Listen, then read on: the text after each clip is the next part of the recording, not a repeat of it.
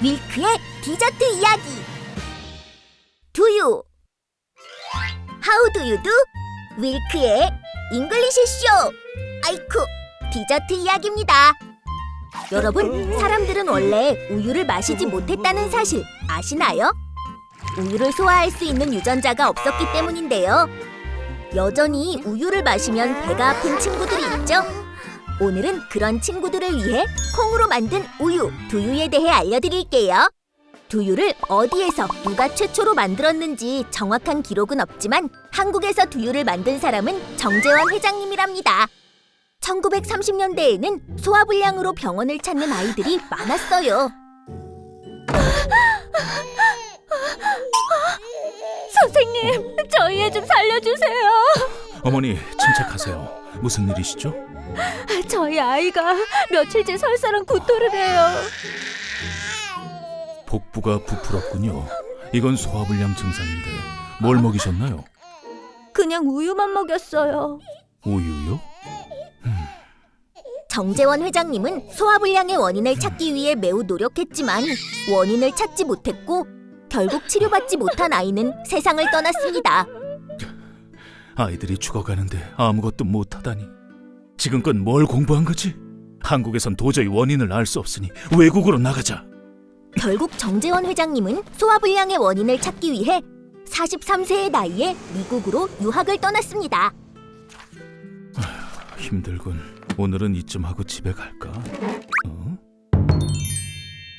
이건 처음 보는 논문인데. 유당불내증? 우유를 소화시키지 못하는 병이 있다고? 이거였어! 아이들이 우유를 먹지 못해 구토와 설사를 했던 거야. 그렇다면 도대체 아이들에게 뭘 먹여야 하지? 우유를 대신하려면 필수 영양소가 풍부하면서도 유당은 없어야 하는데. 여보, 이러다 당신 몸도 망가져요. 이거라도 마시면서 하세요. 이게 뭐예요? 콩국이에요. 제가 힘들 때마다 어머니께서 자주 콩국을 끓여주시던 게 생각나서요. 그래, 바로 이거야. 여보, 정말 고맙소. 정재원 회장님은 매일 맷돌에 콩을 갈아 가마솥에 끓여 콩국을 만든 뒤 흰쥐에게 먹여 유당불내증이 생기는지 실험했어요. 그리고 1967년 정재원 회장님은 마침내 두유를 만들었답니다. 이제 이 두유만 있으면 아이들을 살릴 수 있어. 옳지, 잘 마신다. 옳지. 어머 선생님, 저희 아이 설사가 멈췄어요. 복부가 부푸는 증상도 없어졌군요. 이제 퇴원해도 되겠습니다. 그렇게 전국의 유당불내증 환자들이 줄을 지어 병원을 찾았고 소량으로 직접 두유를 만들던 정재원 회장님은 더 많은 아이들에게 두유를 먹이기 위해 우리나라 최초의 두유 공장을 만들었답니다. 두유가 만들어진 이야기 재밌었나요? 정재원 회장님의 간절한 마음이 수많은 생명을 살린 두유라는 결실을 만들었어요. 역시 간절한 마음으로 열심히 노력하면 엄청난 일도 해낼 수 있군요. 그럼 오늘의 디저트 이야기는 여기서 마치겠습니다. 다음 시간에 만나요. 밀크의 디저트 이야기. 콜라. 안녕하세요. 밀크의 디저트 이야기입니다. 여러분, 치킨, 피자, 햄버거를 먹을 때 빼놓을 수 없는 음료수가 있죠. 맞아요. 바로 콜라예요.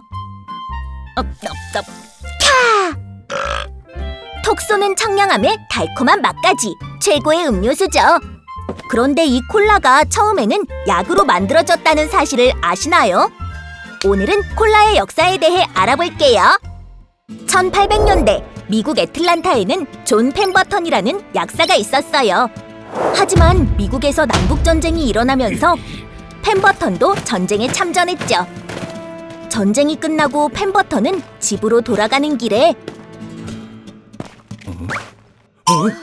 전쟁 후 쑥대밭이 된 애틀란타의 모습에 깜짝 놀랐죠. 조금만 참으렴. 이 통증을 없앨 수 있는 약이라도 있다면. 이럴 수가. 사람들이 이렇게 고통받다니. 펜버턴은 부상과 질병으로 고통받는 시민들을 치료할 약이 없다는 사실에 충격받았어요. 반드시 모두를 치료할 약을 만들겠어. 펜버턴은 전쟁으로 상처받은 이들을 위한 약을 만들기로 결심했죠. 아픔을 잊게 하는 효과로 유명했던 코카잎으로 와인을 담그고 당시 에너지 보충제로 쓰인 콜라 열매를 넣어 약을 완성했어요. 연구에만 몰두했더니 피곤한데 한번 마셔볼까? 바로 기운이 솟아나잖아. 성공이야. 코카잎으로 만들었으니 이름은 프렌치 와인 오브 코카로 지어야겠군. 그렇게 펜버턴은 프렌치 오브 와인 코카를 팔기 시작했죠. 펜버턴 씨가 새로운 약을 만들었다면서? 마시면 바로 아픈 게 가시고 기운이 난대. 달달하니 맛있기까지 하더라고요. 펜버턴의 노력 끝에 프렌치 와인 오브 코카는 불티나게 팔렸고 펜버턴은 큰 돈을 벌게 되었어요.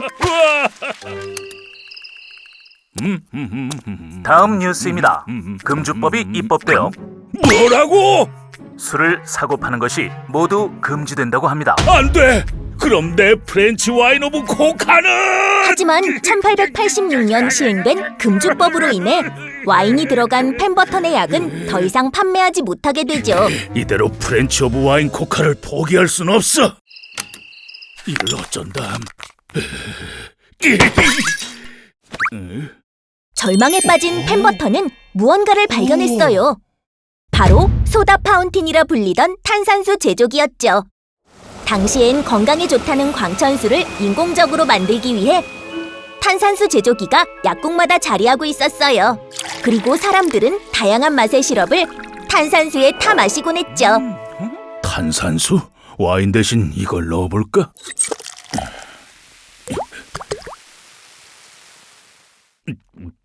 야! 톡 쏘는 청량감에 달콤하기까지 바로 이거야! 와인 대신 탄산수를 섞은 이 음료가 현재 콜라의 시초가 되었고 이후 콜라는 전 세계에서 가장 사랑받는 음료수가 되었답니다. 콜라가 만들어진 이야기 어떠셨나요? 전쟁으로 상처받은 사람들의 고통을 덜어주기 위해 헌신한 펜버턴의 노력이 결실을 맺어 전 세계 남녀노소 모두가 사랑하는 음료수가 탄생했네요. 여러분도 어려운 사람들을 주저하지 않고 돕는다면 언젠가 꼭 보답받게 될 거예요. 그럼 오늘의 디저트 이야기는 여기서 마치겠습니다. 다음 시간에 만나요. 윌크의 디저트 이야기. 홍차. 안녕하세요. 윌크의 디저트 이야기입니다. 여러분, 브레드 사장님이 가장 좋아하는 차는 뭘까요? 맞아요, 홍차예요. 특히 홍차에 저 우유를 듬뿍 넣은 로열 윌크티를 가장 좋아하시죠? 그렇다면 홍차는 어디서 유래됐을까요? 많은 사람들이 홍차가 영국 차인 줄 알지만 홍차는 사실 중국에서 시작됐어요. 오늘은 중국에서 시작된 홍차가 어떻게 영국을 대표하는 차가 됐는지 들려드릴게요. 16세기 영국과 중국 사이에는 차 무역이 성행했답니다. 하지만 긴 항해를 하는 동안 종종 녹차 찻잎이 빨갛게 변하는 일이 생겼는데 이 빨간색 찻잎으로 우려낸 차가 바로 홍차랍니다.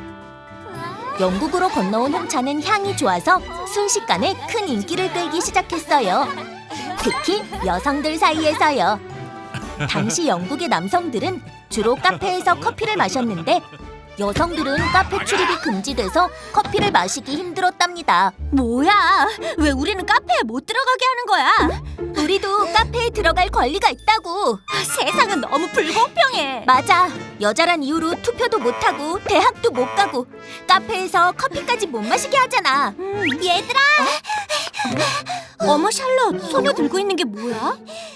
이건 홍차라고 중국에서 수입한 붉은색 차야.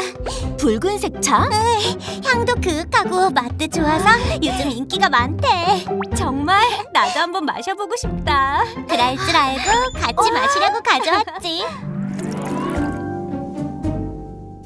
우와, 차 색깔이 붉은색이잖아. 어디 한번 마셔볼까? 향긋해. 온몸이 따뜻해져. 홍차에 설탕과 우유를 넣으니 달콤하고 부드럽잖아. 갈색 구름 위에서 산책을 하는 기분이야. 홍차가 있으니까 앞으로 카페에서 커피를 마시려 할 필요 없겠어. 맞아. 커피보다 홍차가 훨씬 더 향도 좋고 맛도 좋으니까. 이렇게 홍차는 영국 여성들 사이에서 커피를 대신할 차로 큰 인기를 끌었고, 이후 영국에는 홍차를 마시는 공간인 티가든이 곳곳에 생겼어요. 그리고 티가든은 영국 남성들의 호기심을 끌게 되었죠. 어? 저게 뭐야? 여자들이 줄 서 있는데? 티 가든이라고 요즘 여자들한테 인기가 많대. 그럼 우리도 가보자. 실례합니다. 저희도 같이 홍차를 마셔도 될까요? 홍차의 향이 깊고 그윽하다던데 저희도 맛보고 싶어요. 남자들은 카페에서 커피를 마시면 되잖아요. 네? 우리가 카페에 들어가려 했을 땐 막아놓고선 죄송합니다. 여기 홍차는 저희가 살 테니 한 번만 맛보게 해주실 수 없을까요? 네? 네, 앉으세요. 웨이터, 여기 홍차 2잔 추가요. 이처럼 남성들도 티가든에서 홍차를 마시면서 홍차는 영국인들에게 사랑받는 차가 되었답니다. 오늘날에는 여성들이 자주 이용하는 카페가 과거 영국에선 여성 출입이 금지되었다는 사실, 놀랍네요. 남성 중심의 커피 문화에 대항해 영국 여성들이 홍차 중심의 티 문화를 만드는 과정도 재미있고요. 앞으로도 모두에게 차별 없는 세상이 되었으면 좋겠네요. 그럼 오늘의 디저트 이야기는 여기서 마치겠습니다. 다음 시간에 만나요.